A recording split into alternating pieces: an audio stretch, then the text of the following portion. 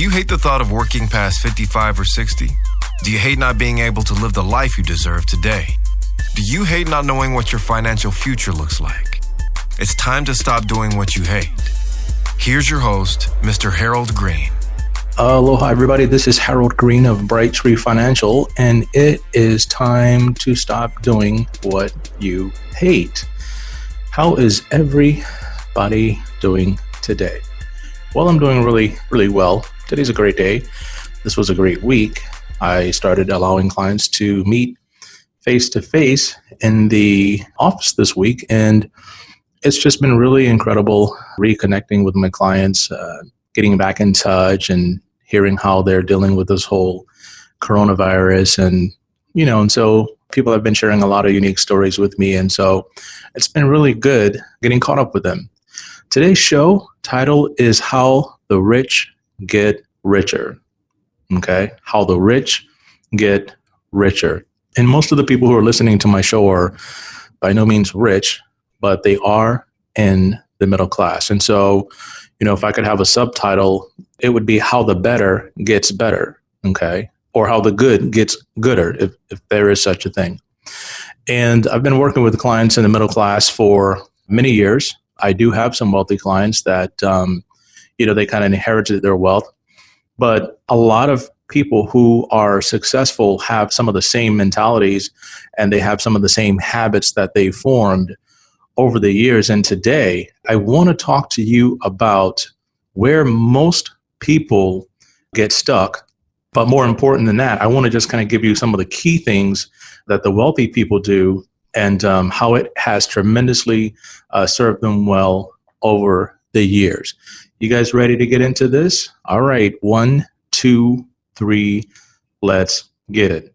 So one of the things I noticed when I began working with people who do have a fair amount of resources, they really don't make excuses for why they can or they can't do something. They're always looking for a way to maximize what they have. So number one, they use what they have. So, in analyzing numbers and looking at resources and things of that nature, what we tend to do is look at, okay, what asset do you have in your portfolio of all the things that you own that's not performing? And then how do we get those things to perform better? That's the mindset that they have. They are always looking at things that are not performing well and getting those things off the books and then finding other assets that are going to perform well. And one of the things I always tell my clients is this, we should have 0 non-performing assets in your asset base. 0. You're out there working hard for your resources. And I don't think your assets should be laying down on the job and sleeping on the job while you're out there busting your butt, busting your hump day in and day out, trying to make things work. And these people have a very tenacious work ethic. They don't let things slide. And they just get up and they get after it every single day. When you start looking at non-performing assets, it's kind of like having people on a team that, they don't perform well, and you want to win. And you're going to have to make the hard, tough decision to let them go and to move on from them, and then to get the right people on your team so that you can win. And that is a very successful strategy that the wealthy use. They always have the right people on their team. They're always analyzing performance and trying to get the most out of what they have. I'll share a little bit about my work ethic and, running Bright Tree Financial has been difficult at some times, but you guys know what? The way to overcome is to outwork it. When you have a challenge, you don't lay down in the face of that challenge. You just have to work harder. You just have to put in more time. You just have to put in more effort.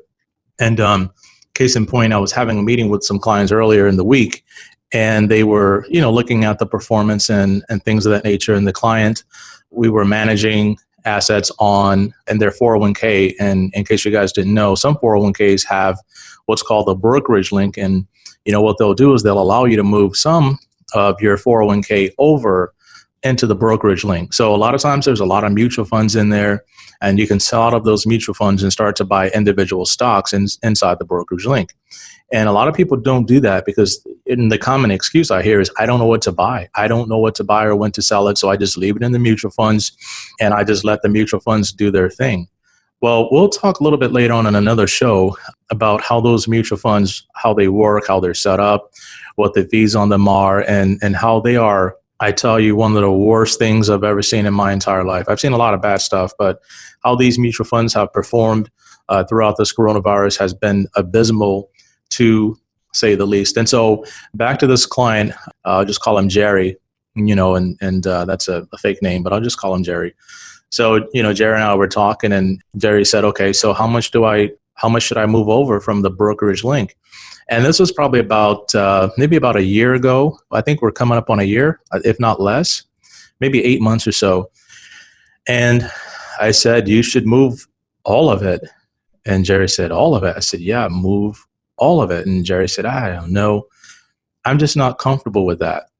And I said, so what do you want to do? And he said, well, why don't we just move some of it over?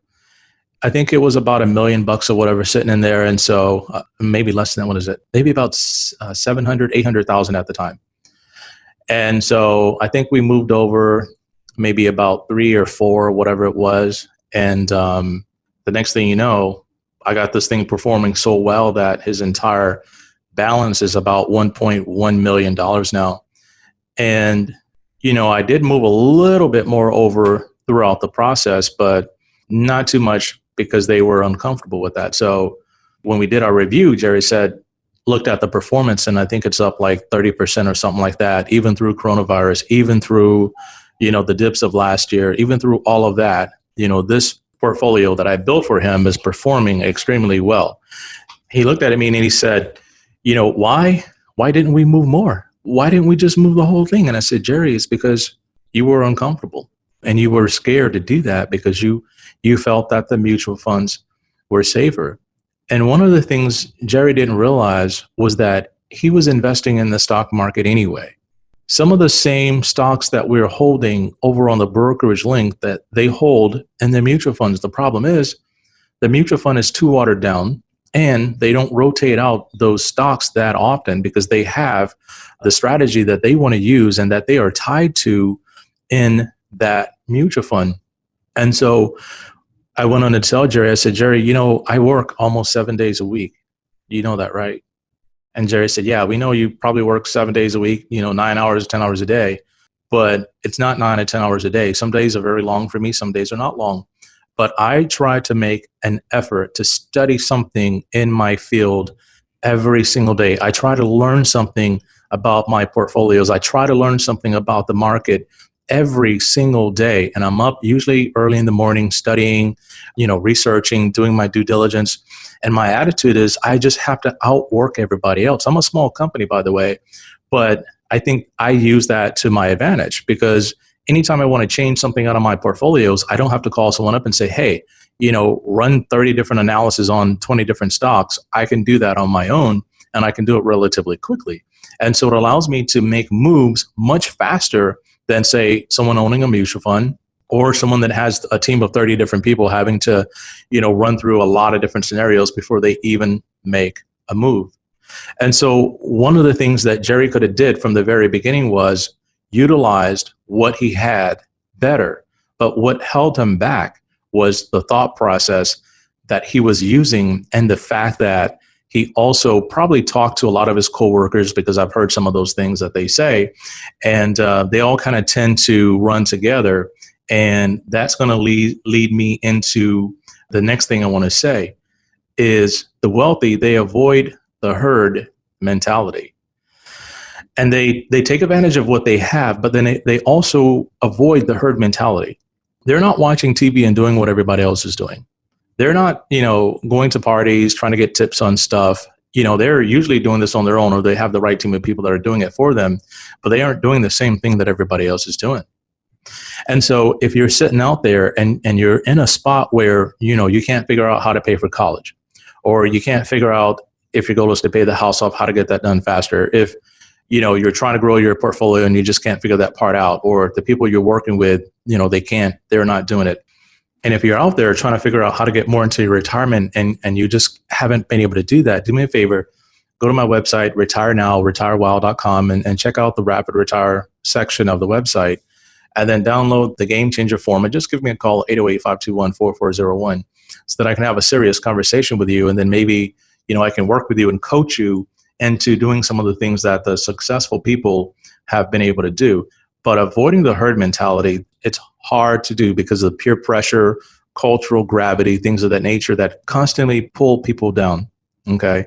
Here's where most people get stuck and why they're in the herd mentality. First of all, they're trying to fit in.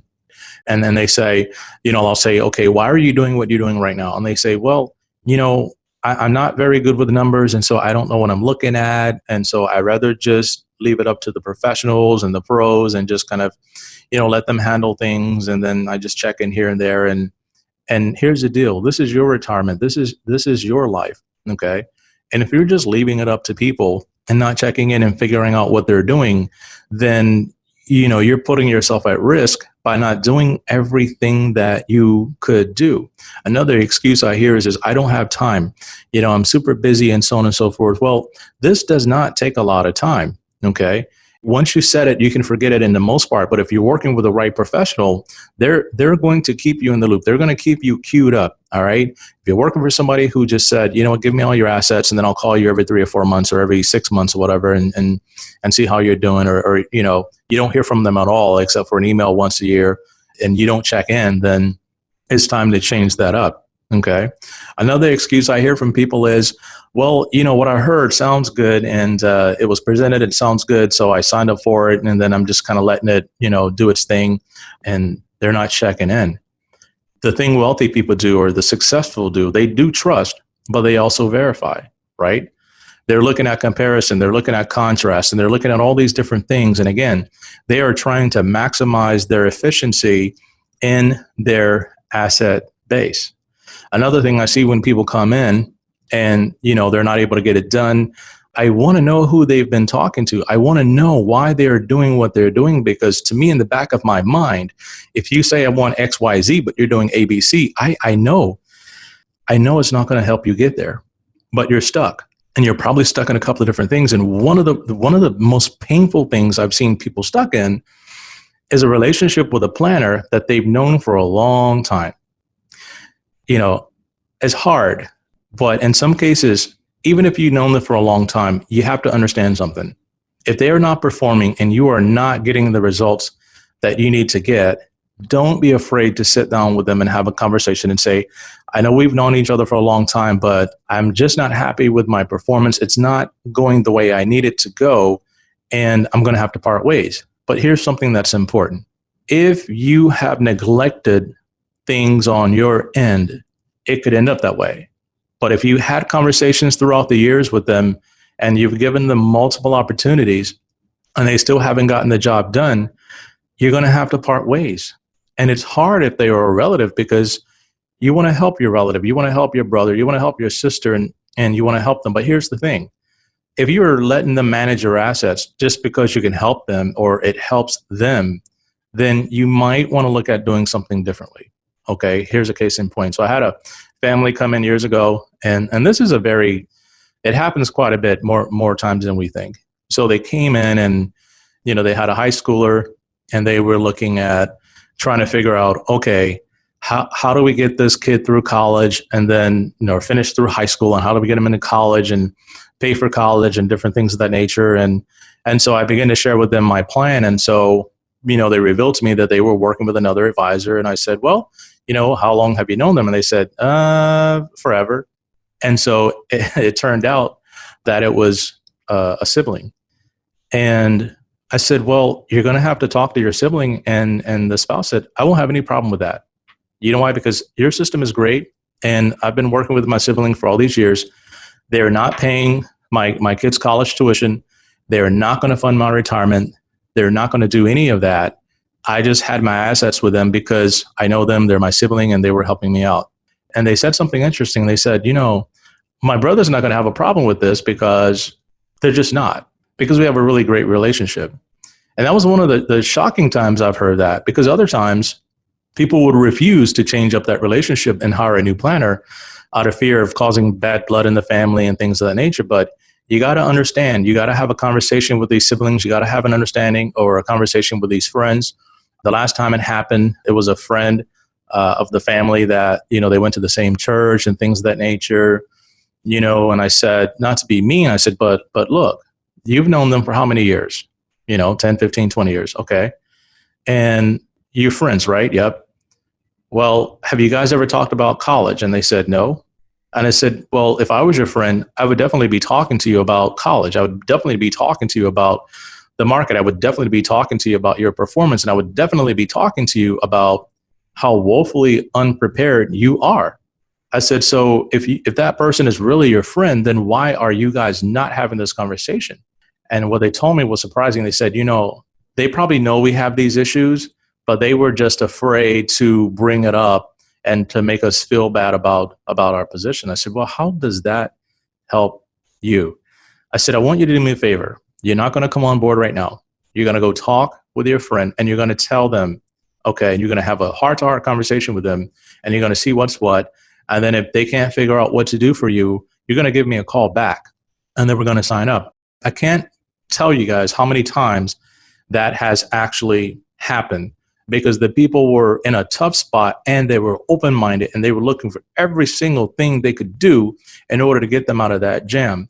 And I've been extremely blessed and happy to be working with them. But again, you're going to have to look at your team and you're going to have to verify the work that they're doing. And if they are not performing, you're going to have to get the right people on your team. We see this in sports all the time. Okay. See it in sports all the time. Sports teams are not afraid to get rid of people on the team that are not performing. You know why? Because it could lead to a lot of other different things. One area could go bad, another area could go bad. It's on and on and on and on and on. All right.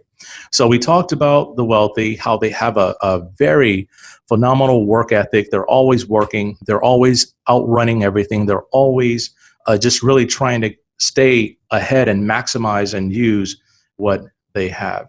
Okay. They avoid the herd mentality. And the next one is a big one. Not only do they use what they have, they use what other people have. They know how to tap into the resources that are out there provided by others, whether it's a talented key person on their team, a networking or whatnot. But more importantly, what I'm talking about is I'm talking about leverage. They understand how to leverage assets. All right. So investing, there's something you can use called a margin loan. And if you go to my Rapid Retire brochure and you look at that statement at the bottom, it talks about, before you look at investments or whatnot, past performance is no guarantee of future results because all investments, they're subject to risk. And so before you invest, you're going to have to do your due diligence. And that's an issue that a lot of people, that's where they suffer because they don't do their due diligence. But what a margin loan does is it allows you to borrow money from your brokerage or your platform based on the cash you have in your portfolio and based on the stocks you have in your portfolio. And so if you can leverage your portfolio, that's a phenomenal thing. Okay. And so I'll get into margin investing and how to do that in another show, but we're just talking about the power of leverage and then leveraging assets and then using what other people have. And so not only do you use what you have, but you can use what other people have. Okay. Now, the next thing I see from people that are extremely successful is they don't waste their time and effort on small things. They do big things. They're trying to accomplish very big things, and they do them in a big way. A lot of times people are unsure about the moves they need to make, and so they make these little baby steps because that's what they're told. If you're not sure, don't do too much, and if you don't trust them, just look at what you can afford to lose and, only put in what you can afford to lose and things of that nature. And so there's a lot of the small mentality kind of thinking going on. But if you're going to be successful in your finances, you got to make big moves. You cannot be afraid to make big moves. And that's why it's important to have the right team of people with you, because what they're going to do is they're going to look at the moves that you need to make. They're going to vet them out, and they're going to tell you, based on like a 5-year forward look, a 10-year forward look, a 15-year forward look, where that's going to put you if you make these moves. So going back to Jerry, Jerry, we were having this conversation, Jerry and his wife, and I told the wife, and she wanted to retire early and so on and so forth. And I said, you're working really hard for your money right now, and you have all of these things coming up. You're doing all the heavy lifting, but yet, you're coddling your money over here and it's not performing because you put it over here. And I said, but you want to retire early. I said, so what you're going to have to do is you're going to move that money from this spot and you're going to put that money in that spot, and you're going to have to get it to work harder and do more of the heavy lifting. So that way you can relax and you can retire early. It's very possible. And that's what Rapid Retire is designed to do. You don't have to quit your job and go do something different or retire altogether. You can just wake up and go to work every day knowing that you get to go to work because you want to, not because you have to. And so you're going to have to do those and make those big moves in your finances, okay, in order to, and especially during this time right now, it's one of the most phenomenal times in history that I've seen in regards to being able to make moves. And so I'll leave you guys with this. I had a conversation with a client, I think it was a couple of days ago, and they called in and they said, hey, you're doing a really great job with the brokerage link side of my portfolio and my 401k, but the mutual fund performance is just in the tanks. And I spoke to them and I said, we talked about this before. Inside of your mutual fund, the way your company has it set up, there's really nowhere to run in terms of growth and so on and so forth. All your mutual funds, if we analyze the performance of all the mutual funds in your portfolio, you really have nowhere to run. This one is down 20%. This one is down 15%. This one is down 30%. This one is down 25%. Other than putting it in and say some sort of bond fund or whatnot and just holding it there. But that kind of defeats the purpose of what they actually wanted to do. So we were analyzing the 401k and they said, well, why is it like that? And I said, here's the thing that makes me sick about your 401k. It's the fact that they are choosing fees over performance. A lot of mutual funds have recovered and are doing well, but a lot of them are down in the dumps still. Even with the recovery that we've had, these mutual funds have not recovered, and it is sad. How so? And I said, well, let's analyze all your holdings and what you can put your monies in your 401k. And here's another point. And also in this 401k, the company limits how much they can have in the brokerage link and how much they can move over. So it's 50-50. So if you have $300,000 in your 401k, you can only move $150,000 over to the brokerage link. The other $150,000 has to stay invested in those mutual funds or whatnot. Okay. Which is horrible because what they're thinking is you don't know what you're doing, so you can hang yourself. And we want to protect you. We need to protect you from you. We need to protect you from predatory advisors who charge high fees, in our opinion, and on and on and on. And so when we analyze, it was kind of like 50 basis points or 0.5% is what the mutual fund fees are, but they're down 20%. So you tell me you're going to trade off being down 20% just so you can pay 0.5% for that fund to be managed. That's straight up hot garbage to keep it clean. So as we looked at it and knowing her situation, what we did is we called the 401k company. We said, look, she wanted to see if she could transfer all of it over because of what's going on. And I said, probably not. They're not going to let you because they're not going to change the rules just for you. I said, here's what we're going to do. We're going to do a hardship withdrawal, and we're going to take as much as you can out of these non-performing mutual funds. We're going to cash them in, and we're going to move them over to a brokerage account that I can manage for you, and we can buy whatever we want to get this to recover, because the performance on the brokerage side is phenomenal. I said, I can build that same portfolio outside of the 401k for you. And I said, it's going to be a phenomenal thing. And we've been successful even in the midst of COVID, the up and down, we're still up 10 to 15% because we've been able to make moves, buy stocks, sell, move in and out, rotate. We can do that. But in the 401k, she couldn't do that. So I think it was, somewhere around $100,000 that they could pull out, and the taxes could be paid over 3 years. So when you look at the taxes, it's $100,000, and we can spread those taxes over 3 years. To me, that was a phenomenal thing, and they've waived the penalty. So essentially, it's taxes based on just that money because it's counted as income. And with them being furloughed and being laid off or whatnot, their income is going to be low. The spouse doesn't make a whole lot, and so they're going to be in a pretty low income bracket for the next 3 years or so until everything comes back. So with that being said, we're looking at about $10,000 in taxes over spread over 3 years. So that's $3,000 something a year, which is not a lot. But if we're able to get 10 and 15% a year just by moving that money over, was it a good move? That was a very bold, good move. And the thing is they're not going to take that money and spend it on bills because they don't need to. They're very diligent. And so these are the kinds of things that I'm talking about in regards to how the rich get richer, how the good get gooder, how the better gets better. They use what they have. They use what other people have. They avoid the herd mentality. They trust, but they also verify. And again, they do big things. And so if you want this for yourself, give me a call, 808-521-4401. And I'll be glad to have a conversation with you and to see if we can figure out how to help you stop doing some of the things that you hate. It's been my pleasure talking with you guys today and sharing with you. And until next time, everybody, 1, 2, 3, let's get it. This is thepodcastfactory.com.